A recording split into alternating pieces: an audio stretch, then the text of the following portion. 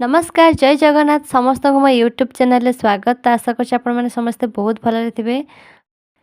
पूर्व वीडियो रे आमे संस्कृत बीएड एंट्रांस रो रीजनिंग पार्ट विषय रे पढ़ीचे ता सहित लिटरेचर पेपर भी मु कहि सारी तो आपण माने वीडियो सब अच्छी सब चेक करके देखी नेबे। तो आज वीडियो रे आमे देखिबा जनरल नॉलेज बा मेंटल एबिलिटी जोटा रही से विषय रे देखिबा।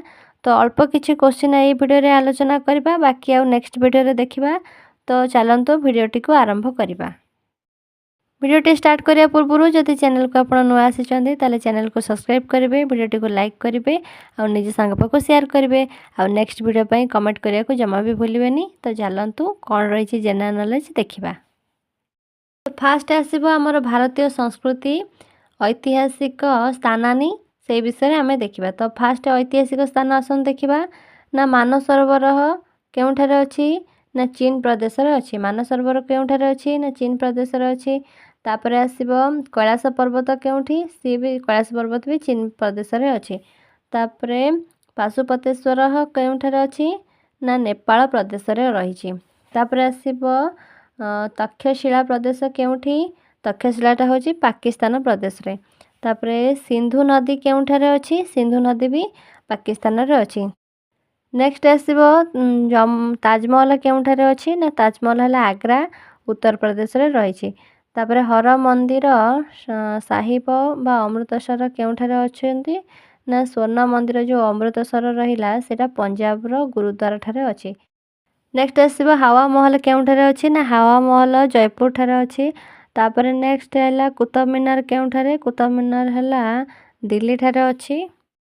तापर नेक्स्ट आसब फतेहपुर केउठारे अच्छी फतेहपुर सिक्री जोटा फतेहपुर से आग्रा ठारे अच्छी उत्तर प्रदेश। तापर इंडिया गेट केउठारे ना इंडिया गेट दिल्ली रे अच्छी।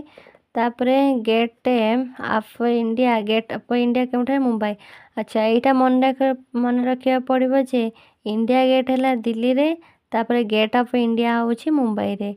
तापर जैसलमेर के जो किला अच्छी से जैसलमेर रे अच्छी राजस्थान जैसलमेर राजस्थान में जाए। तापर आसब हम्पी स्मारक केउठारे अच्छी ना कर्णाटक रे अच्छी। तापर आसब लालकिला केउठी ना लालकिला दिल्ली रे समस्ते तो जानी आपण माने सब गुड़ाक कहले वीडियोटा बहुत लॉन्ग हो। तो यही माने वीडियो रे मु खाली मेन पॉइंट गुड़ाक आपण मानक जणई दउची आउ आपण माने ए वीडियो रे सब जहाँ अच्छी ताकू देखी नियंतु बा स्क्रीनशॉट मारी लिखी नियंतु। तापरे नेक्स्ट इम्पोर्टेंट आसब कन्याकुमारी केउठारे अच्छी ना कन्याकुमारी तमिलनाडु ठारे अच्छी। तापर आसब मरीना बीच केउठारे अच्छी ना चेन्नई रे मरीना बीच अच्छी।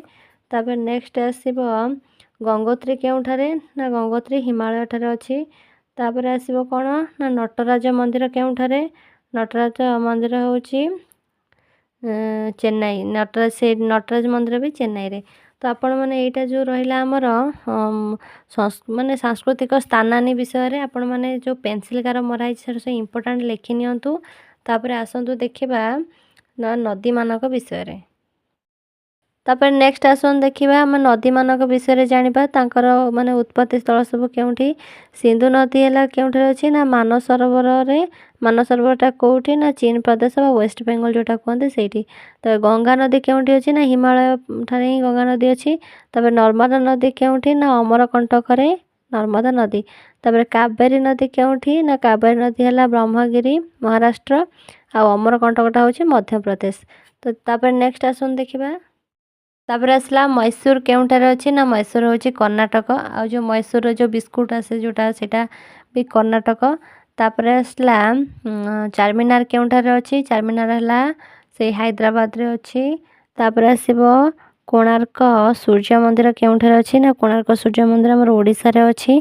तापर नालंदा विश्व माने जो विश्वविद्यालय केउठारे अच्छी ना सेटा बिहार रे अच्छी। तापर नेक्स्ट इम्पोर्टेंट गुड़ाक जो पेनसिल मार्क गुड़ा कही दउची।